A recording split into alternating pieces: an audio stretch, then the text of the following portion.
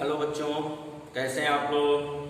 बढ़िया, मस्त। बच्चों, आज हम लोग इलेक्ट्रोकेमिस्ट्री के लेक्चर नंबर 3 में डिस्कस करने वाले हैं नस्ट इक्वेशन और applications of Nernst equation.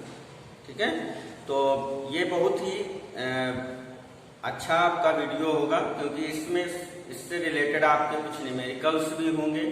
Numerical problems आप लोग सॉल्व करेंगे। ठीक है ना? तो देखते हैं, तो इस लेक्चर में हम लोग क्या डिस्कस करने वाले हैं। नस्ट इक्वेशन क्या है, नस्ट इक्वेशन है किसके लिए, क्यों नस्ट इक्वेशन अप्लाई की गई। तो ये जो नस्ट इक्वेशन है, ये इक्वेशन हमारी बताती है कि रिलेशन बिटवीन इलेक्ट्रोड पोटेंशियल। हमने पिछले लेक्चर में इलेक्ट्रोड पोटेंशियल के बारे में डिस्कस किया था। तो इलेक्ट्रोड पोटेंशियल है, और इसके नेक्स्ट लेक्चर में हम लोग फिर इलेक्ट्रोड का पोटेंशियल कैसे कैलकुलेट करते हैं स्टैंडर्ड इलेक्ट्रोड, हाइड्रोजन इलेक्ट्रोड की हेल्प से, तो उसको भी आगे डिस्कस करेंगे। यहाँ पर हमारा जो मोटो है वो यही है कि नस्ट इक्वेशन क्यों है और इसकी यूज क्या है। केमिस्ट्री में कोई चीज अगर है तो उसका कुछ एडवांटेज है, कुछ यूज होती है, कहीं उसके एप्लीकेशंस होते ही। ठीक है, तो इस नस्ट इक्वेशन हमको एक्सप्लेन करती है कि क्या रिलेशन होता है किसमें, जो हमारा इलेक्ट्रोड पोटेंशियल है और कंसंट्रेशन ऑफ इलेक्ट्रोलाइट। ठीक है ना? तो मतलब इलेक्ट्रोलाइट एंड इलेक्ट्रोड पोटेंशियल। तो we can say that in this equation, this equation explain the relation between electrode potential and concentration of electrolyte. Okay? फिर उस इक्वेशन के हमें एप्लीकेशंस यहाँ पे पढ़ने हैं। तो एप्लीकेशंस में से हम सेल का पोटेंशियल कैसे कैलकुलेट करते हैं। ठीक है ना? मतलब इलेक्ट्रोड का पोटेंशियल तो हम कर लेते हैं, फिर पूरे होल सेल का हम इलेक्ट्रोड पोटेंशियल कैसे कैलकुलेट करेंगे।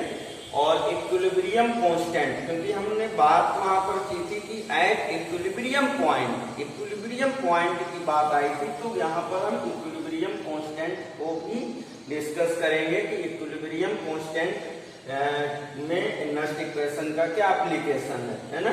और फिर उसकी गिब्स एनर्जी, जो गिब्स एनर्जी चेंज है। ठीक है ना? तो एक्सटर्नल सोर्स से इंटरनल सोर्स से कैसे एक गिब्स एनर्जी उसकी चेंज होती है। ठीक है, तो चलिए हम लोग बात करते हैं नस्ट इक्वेशन में। ठीक है, तो नस्ट इक्वेशन क्या है इस पे बात कर लेते हैं। तो नस्ट इक्वेशन के लिए जैसे हमने अभी आपको बताया कि ये क्या हमें देता है ना। तो इट एक्सप्लेन, नोट कर लीजिएगा, it explain relation between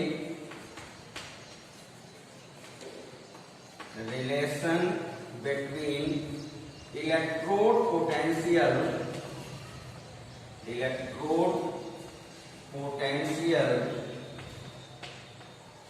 and concentration of electrolyte. है ना? जैसे हम लोगों ने इलेक्ट्रोड में डिस्कस किया था, फिर से देख लेते हैं कि एक मेटल रॉड होती है, और उसी मेटल रॉड का जो जिस मेटल की रॉड होती है उसी का कोई साल्ट सोल्यूशन होता है। जैसे मान लो यहाँ पे जिंक ले, कॉपर भी ले सकते हैं, कोई अदर मेटल भी आप ले सकते हैं।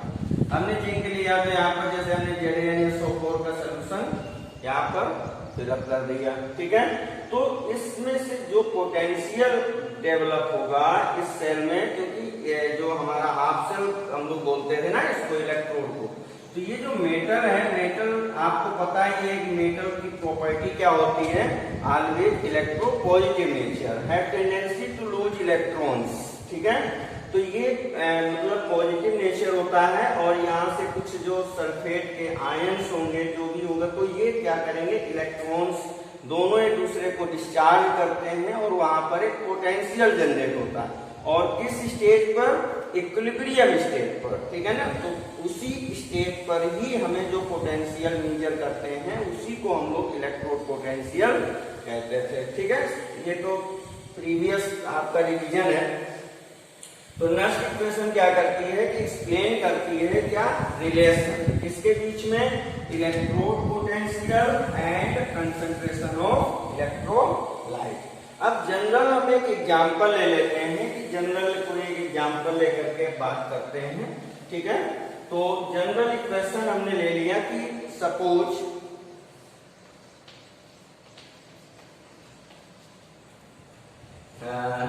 जनरल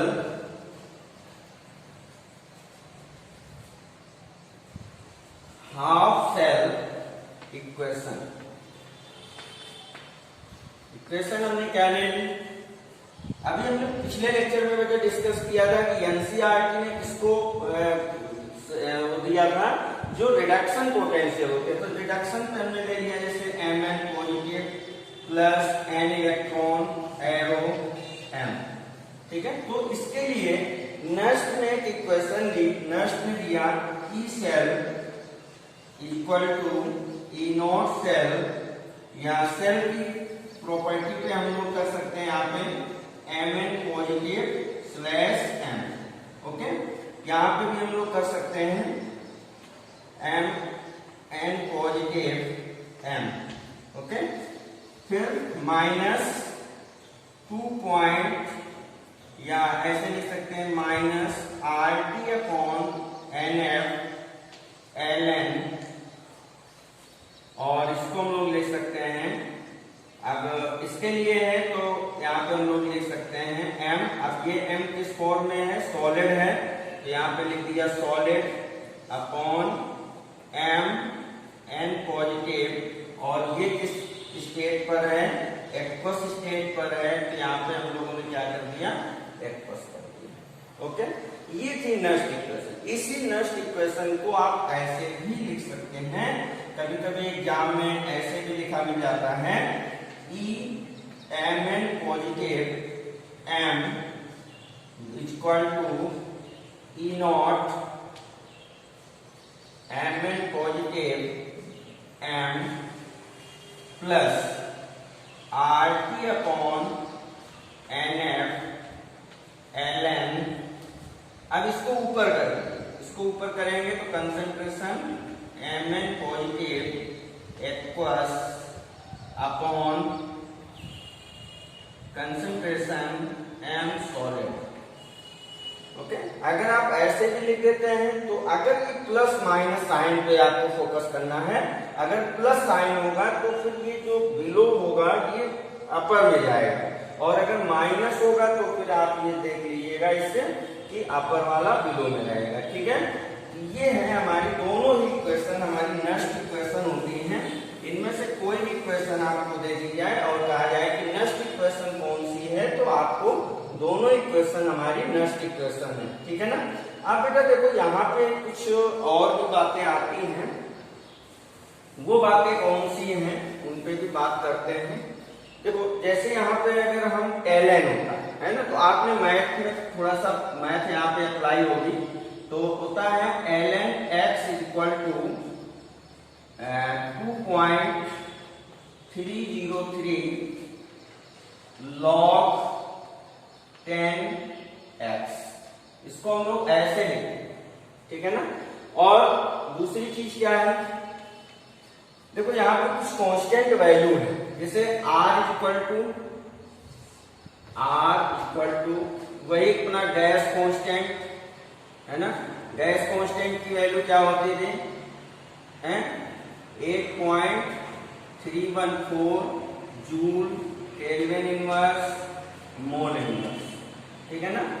और दूसरी चीज क्या है यहाँ पे, टेम्परेचर T को हम लोगों ने कहा था स्टैंडर्ड इलेक्ट्रोड पोटेंशियल के केस पे हम लोग ये स्टैंडर्ड इलेक्ट्रोड पोटेंशियल हो जाएगा, स्टैंडर्ड, और ये आपका इलेक्ट्रोड पोटेंशियल, ठीक है ना। स्टैंडर्ड की जब बात करते थे तो 298 केल्विन हम लोग टेम्परेचर यूज करते थे, है ना।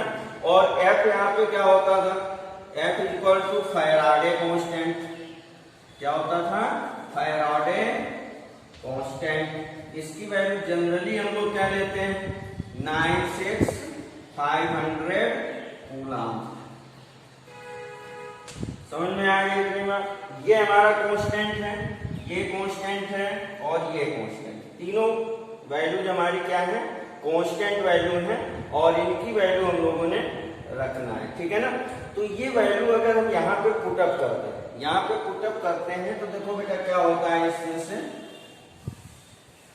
तो ये इक्वेशन हमारी कुछ ऐसे हो जाती है, E cell E M N positive M equal to E naught M N positive M minus, है ना।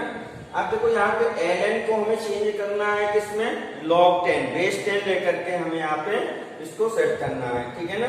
तो इसको जब हम सेट करेंगे तो आप सॉल्व करके देख लीजिएगा, यहाँ पे आपकी इक्वेशन बन के आएगी, ऐसे भी लिख सकते हैं माइनस 2.303 RT अपॉन NF, है ना, और ये क्या हो जाएगा लॉग। अब यहाँ पे लॉग यूज करेंगे क्योंकि हमने 2.303 की वैल्यू यहाँ पे मेंशन कर दी, ठीक है ना, log 10, और ये हम लोग क्या करेंगे MS concentration upon Mn positive और ये आपका एक्वस, ठीक है ना। ये आपकी इक्वेशन है, ये भी नष्ट इक्वेशन कई तरह से आपको मिलेगी, ठीक है ना। अब देखिए अगर ये सारी values R T and F की वैल्यूज हम यहाँ पे पुटअप कर दें तो पुटअप करने के बाद फाइनल इक्वेशन हमारी क्या आती है, E M N positive M equal to E naught M N positive M minus, अब ये सारी वैल्यू आप पुटअप करके चेक कर लीजिएगा तो आ जाएगा आपका 0.0591 अपॉन n, ठीक है, log m सॉलिड में अपॉन mn पॉजिटिव एक्वस, ठीक है ना। ये भी हमारी एक नष्ट इक्वेशन, सारी नष्ट इक्वेशन है, ये सारी इक्वेशंस हमारी ये सब क्या है, नष्ट इक्वेशन ही है, कोई और इक्वेशन नहीं है, ये सब नष्ट इक्वेशन है। मेन इक्वेशन हमारी ये थी, यहां से हमने क्या किया, रिपीट किए दे रहे हैं, ठीक है ना। ln को हमने log बेस 10 में कन्वर्ट कर दिया 2.303 को यूज करके, तो ये बनी।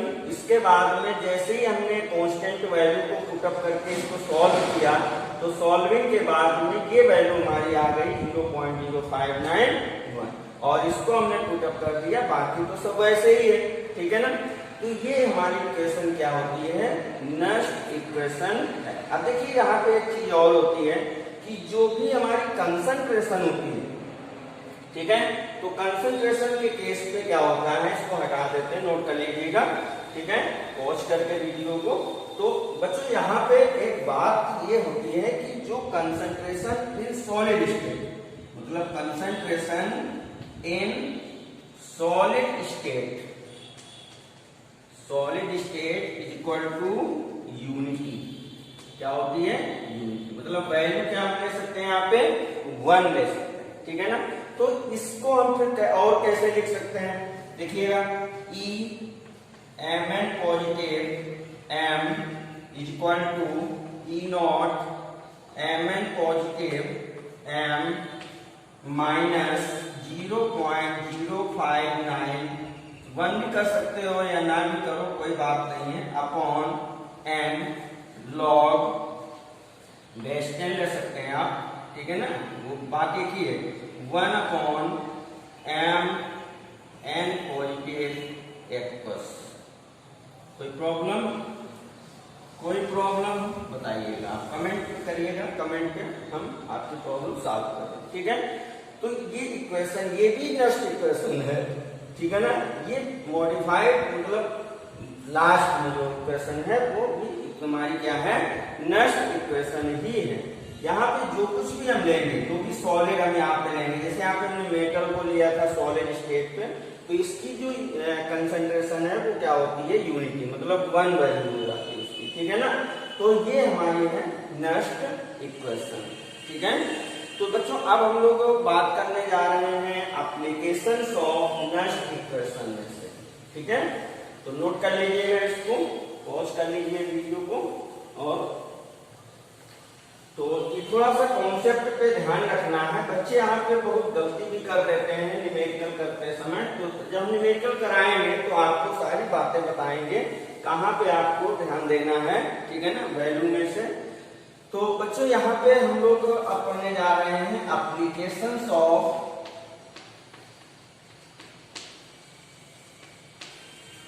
Nest equation.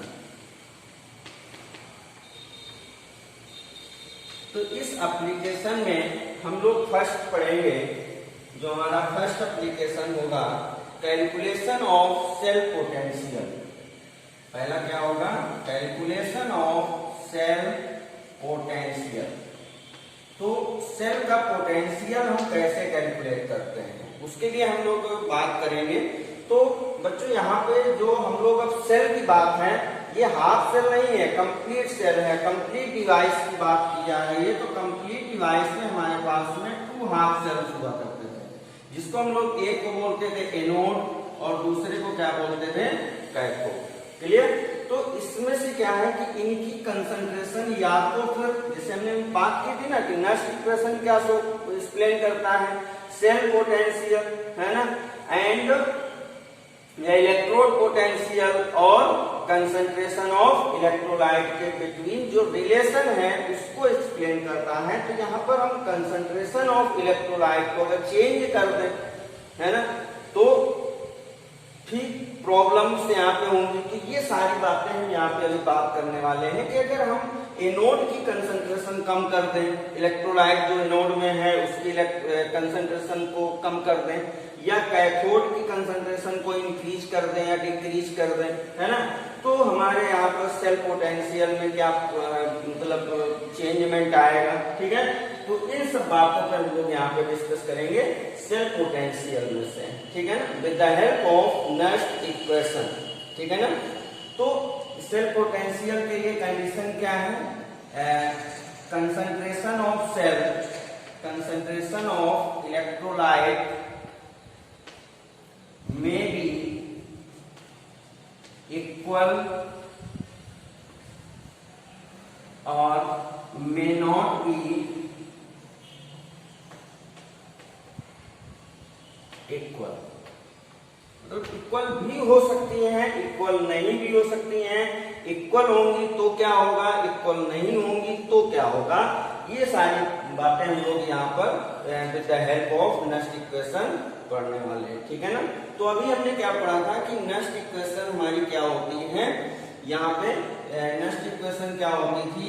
ई सेल, ऐसे लिख सकते हैं आप, क्योंकि हम सेल की बात कर रहे हैं यहाँ पे। ठीक है ना, अब पर्टिकुलर इलेक्ट्रोड की बात नहीं कर रहे हैं।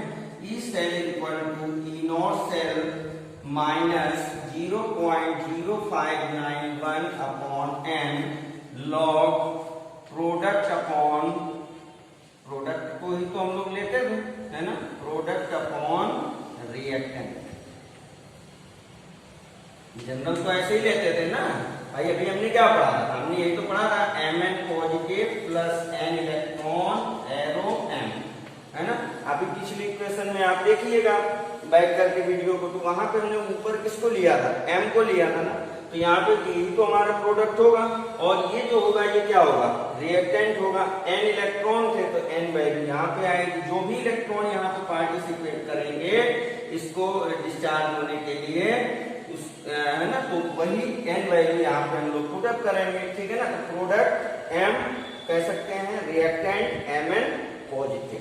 चलिए, तो ये सारी वैल्यूज हम लोग इस तरह से मतलब इसको कर सकते थे। तो बच्चों यहाँ पे थोड़ी सी बात ये आती है, अभी हमने क्या कहा था कि कंसंट्रेशन ऑफ इलेक्ट्रोलाइट में बी इक्वल, में बी नॉट इक्वल, है ना। अगर ये कंसंट्रेशन ऑफ इलेक्ट्रोलाइट, आप यहाँ पे थोड़ा सा गौर करिएगा, अगर concentration of electrolyte is same, is equal, अगर इक्वल होगी तो फिर ये सारी वैल्यू किसके इक्वल हो जाएगी?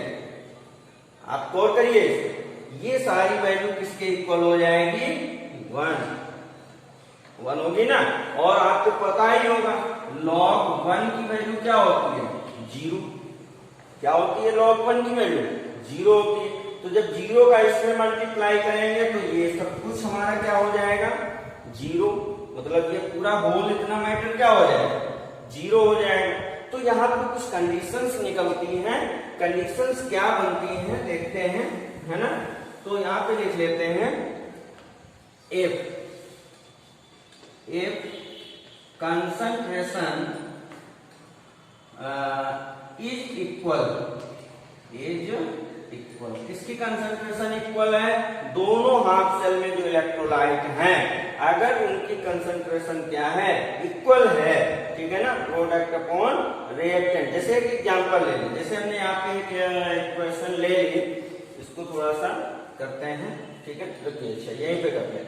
जैसे हमने ले लिया कि Zn plus Cu2 plus arrow Zn2 plus Cu, है ना, ठीक है ना। तो अगर हमने ले लिया यहाँ पे, ये भी हमारा एक्वस स्टेट पे है, ये भी किसमें है, एक्वस स्टेट पे है ना, ठीक है। अगर हम इसके लिए नेक्स्ट इक्वेशन बनाते हैं इस सेल के लिए, तो क्या बन जाएगी, E cell is equal to E not cell minus 0.0591 upon, अब यहाँ पर 2 इलेक्ट्रॉन्स है तो यहाँ पे हमने क्या कर दिया, 2 कर दिया। अब यहाँ पे क्या होगा, इनटू लॉग। अब देखो बेटा यहाँ पे क्या है, अब कितनी चीज क्या है, यहाँ पे प्रोडक्ट है, प्रोडक्ट है तो इसको हम लोग क्या लिखेंगे, Zn2 प्लस लिखेंगे, ठीक है ना, दूसरे में क्या लिखेंगे, Cu लिख देंगे, ठीक है, अपॉन Zn एक ब्रैकेट में और दूसरे में क्या लिख देंगे, Cu2 प्लस, ऐसे लिखेंगे ना, समझ गए, देख लीजिएगा, ठीक है ना। आप देखिए यहाँ पे ये सॉलिड स्टेट पे मिल रहे हैं, कॉपर और जिंक क्या मिल रहे हैं, सॉलिड स्टेट पे मिल रहे हैं। तो जब सॉलिड स्टेट पे मिल रहे हैं तो इनकी कंसंट्रेशन हम क्या लेंगे, यूनिटी हो जाएगी। जब यूनिटी हो जाएगी तो इसको हम हटाते हैं यहाँ से, ठीक है, हमने इन दोनों को हटा दिया। जब इन दोनों को हटा दिया तो देखो ये फाइनली क्या बन गया हमारा, ये बन गया हमारा क्या, Zn2 plus upon Cu2 plus, ये हुआ ना, समझ में आ गई इतनी बात। आप देखो बच्चों यहाँ पे क्या हुआ, अभी हमने क्या कहा था, अगर इन दोनों की कंसंट्रेशन को हम इक्वल कर दें, अगर कंसंट्रेशन इक्वल है कंसंट्रेशन, तो मतलब जैसे यहाँ पे हमने ले लिया कि 1m ले लिया, इसकी भी कंसंट्रेशन 1m ले लिया, ठीक है ना, इसकी भी कंसंट्रेशन हमने क्या ले लिया, 1m ले लिया, दोनों की कंसंट्रेशन हमने 1m कर दी, ठीक है ना। जब दोनों की 1m होगी तो दोनों कैंसिल हो जाएंगे, जब कैंसिल हो जाएंगे तो 1 आएगी वैल्यू, 1 आएगी तो log 1 की वैल्यू क्या होती है, 0 होती है, तो सारा मैटर क्या हो जाएगा, 0 हो जाएगा। जब 0 हो जाएगा तो फिर यहाँ पे पीछे माइनस लगा हुआ है, ध्यान रखिएगा, न्यूमेरिकल में बच्चे बहुत गलती करते हैं यहाँ पे, ठीक है। तो यहाँ पे जब कंसंट्रेशन इक्वल होगी तो हम ये कह सकते हैं E cell is equal to E not cell, क्या कह सकते हैं, E cell is equal to E not cell. कोई प्रॉब्लम हो बोलो, है प्रॉब्लम नहीं है ना, है ना भाई, दोनों प्रोडक्ट रिएक्टेंट हैं, अगर कंसंट्रेशन इक्वल में ले रहे हैं हम, पहली कंडीशन है हमारी, ठीक है ना। फर्स्ट कंडीशन क्या कहती है, इफ कंसंट्रेशन इज इक्वल, अगर इक्वल कंसंट्रेशन है तो क्या हुआ, कैंसिल हुए, कैंसिल होने पे 0 हो गई वैल्यू, तो इतनी सारी वैल्यू क्या हो जाएगी आपकी, 0 हो जाएगी। तो क्या बचा आपके पास, E cell is equal to E not cell, clear, ठीक। चलिए अच्छा, अब बात करते हैं कि अगर हम सपोज दैट प्रोडक्ट की कंसंट्रेशन इंक्रीज कर दें, देखिए गौर करिएगा, समझिएगा खुद से, ठीक है, समझिएगा। अगर हम प्रोडक्ट की कंसंट्रेशन को इंक्रीज कर दें, ठीक है ना, प्रोडक्ट की कंसंट्रेशन इंक्रीज कर दें, है ना, तो क्या होगा, सेकंड कंडीशन है, फर्स्ट हो गई, सेकंड कंडीशन यहाँ पे लेते हैं, इफ concentration of प्रोडक्ट पे क्या होगा, एनओडी तो मिलेगा, क्यों भाई, एनओडी तो हमारा आयोनाइज होगा, Zn2 प्लस क्या है, अगर इन दोनों का हम सेल कॉन्ट्रैक्शन करें तो सेल में क्या हो जाएगा हमारा, यही तो जिंक इलेक्ट्रोड बनेगा, ये कॉपर बनेगा, क्यों भाई, है ना। जब जिंक इलेक्ट्रोड ये होगा क्योंकि इसमें हमें क्या मिलने वाला है, Zn2 प्लस, क्या मिलने वाला है, Zn2+ और इसमें क्या मिलने वाला है, Cu2+। ठीक है ना। तो मतलब हम कह सकते हैं product, if concentration of product is greater then reactant, reactant मतलब ठीक है ना। अगर ये कंडीशन है तो फिर क्या होगा, बोलो। अगर ये कंडीशन में आता है प्रोडक्ट की कंसंट्रेशन हाई है, अगर प्रोडक्ट की कंसंट्रेशन हाई है तो लॉग की कुछ वैल्यू पॉजिटिव में आएगी, समझिए बात। लॉग की वैल्यू जो आएगी वो पॉजिटिव में आएगी। जब पॉजिटिव में आएगी तो फिर ये पूरा सोल्यूशन क्या हो जाएगा, ज्यादा होगा। जब ज्यादा होगा तो यहाँ पे हम कह सकते हैं E cell is greater than E not cell, कह सकते हैं ना। क्यों भाई, समझ लीजिएगा, ठीक है। हो सकता है कहीं मिस्टेक हो जाए, ठीक है ना। थर्ड कंडीशन क्या हो जाएगी, if concentration of product is less than reactant, तो जनरल सी बात है ना, तो क्या हो जाएगा, E cell is less than E not cell. ये हमारी थर्ड कंडीशन होगी, समझ में आ गई बात, ठीक है ना। कि जो सेल का पोटेंशियल है वो कम होगा, किससे, स्टैंडर्ड इलेक्ट्रोड पोटेंशियल से। ये सब किस पे डिपेंड कर रहा है, कंसंट्रेशन ऑफ इलेक्ट्रोलाइट पे। अगर हम कंसंट्रेशन ऑफ इलेक्ट्रोलाइट चेंज कर दें तो यही नर्स ने बताया था कि क्या इफेक्ट होगा हमारा cell potential, standard electro cell potential, इनमें क्या इफेक्ट होगा। तो समझ में आ गई बात, ठीक है ना। तो ये था हमारा first application, calculation of cell potential, ठीक है ना। ये चीज हो गई। अब चलते हैं सेकंड पे आते हैं, ठीक है। तो सेकंड हमारा एप्लीकेशन है, नोट कर लीजिएगा जो भी आपको नोट करना हो। पहले भी कह चुके हैं कि जब भी आप बैठिए वीडियो देखने के लिए तो आप कॉपी पेन जरूर ले लीजिए। आपको भले कुछ ना लिखना हो, लेकिन अगर कुछ मिल रहा है तो आप उसको जरूर लिखिएगा, ठीक है ना। आपको बोर्ड एग्जाम्स हैं तो हमारी सेकंड जो एप्लीकेशन है वो एप्लीकेशन हमारी क्या कहती है, इक्विलिब्रियम कांस्टेंट। क्या बोलती हैं, इक्विलिब्रियम कांस्टेंट। अच्छा बच्चों, इक्विलिब्रियम कांस्टेंट के बारे में आपने पढ़ा होगा केसी। जब कंसंट्रेशन की बात लेते थे तो केसी, है ना। और जब पार्शियल प्रेशर में लेते थे तो उसको हम लोग क्या बोलते थे, केपी बोलते थे। याद आया, इक्विलिब्रियम चैप्टर में 11th में आपने पढ़ाई होगा, ठीक है ना। खैर, तो इक्विलिब्रियम कांस्टेंट हम लोग केसी की बात करते हैं। तो बच्चों 11th में हम लोगों ने पढ़ा था कि जैसे कोई जनरल इक्वेशन होती थी तो जनरल इक्वेशन में क्या होता था, मान लो suppose that small A capital A plus small B capital B, है ना, small C capital C plus small D capital D. अब इक्विलिब्रियम की बात कर रहे हैं तो रिवर्सिबल भी हम यूज कर सकते हैं यहाँ पे। तो हम लोग यहाँ पे केसी इक्वल टू क्या लेते थे, कंसंट्रेशन सी की पावर सी, कंसंट्रेशन डी की पावर डी है अपॉन कंसंट्रेशन ए की पावर ए, कंसंट्रेशन बी की पावर बी, ऐसे यूज करते थे ना, ठीक है ना। तो यहाँ भी हम लोग कह सकते हैं कि केसी इक्वल टू, ये सब क्या है हमारा, ये सब क्या है, प्रोडक्ट है ना। और ये स्मॉल सी स्मॉल डी क्या है, कोफिशिएंट है ना। तो कोफिशिएंट जो वैल्यू है तो हम लोग यहाँ पे कह सकते हैं product concentration upon coefficient value, है ना, upon reactant,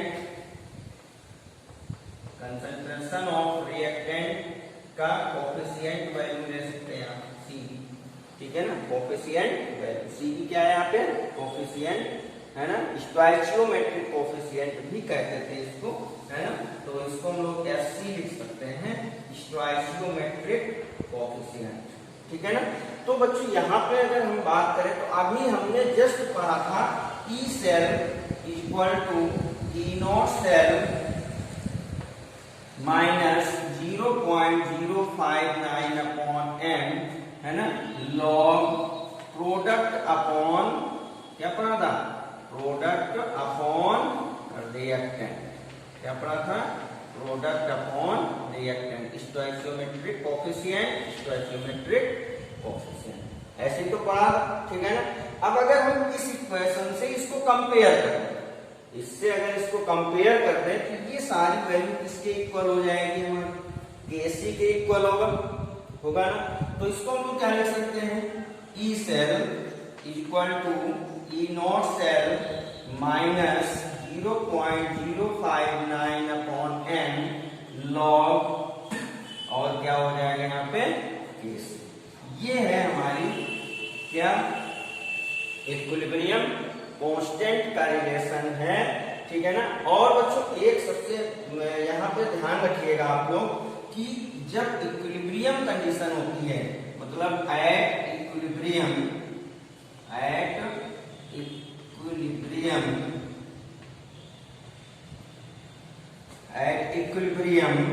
E cell is equal to, E cell की वैल्यू क्या होती है, हमेशा इक्विलिब्रियम पॉइंट पर क्या होती है, जीरो होती है। कंपटीशन में भी बहुत पूछा जाता है एट इक्विलिब्रियम, मतलब जैसे अभी हमने पीछे निकाला था कंडीशंस पे, है ना।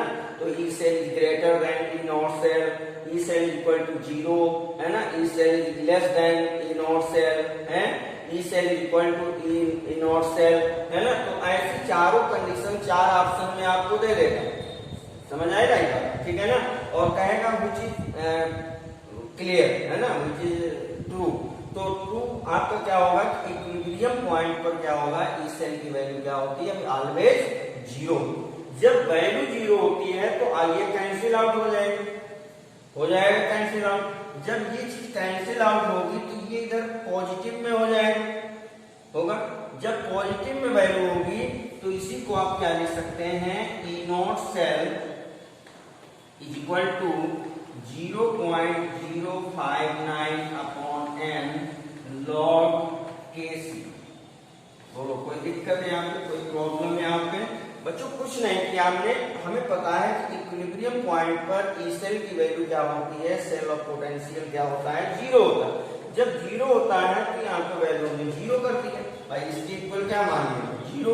जब जीरो कर लिया तो ये वैल्यू क्या हो जाएगी, इधर टर्न ओवर होगी। जब चेंज होगी तो ये माइनस साइन किसमें कन्वर्ट हो जाएगा, प्लस साइन में कन्वर्ट हो जाएगा।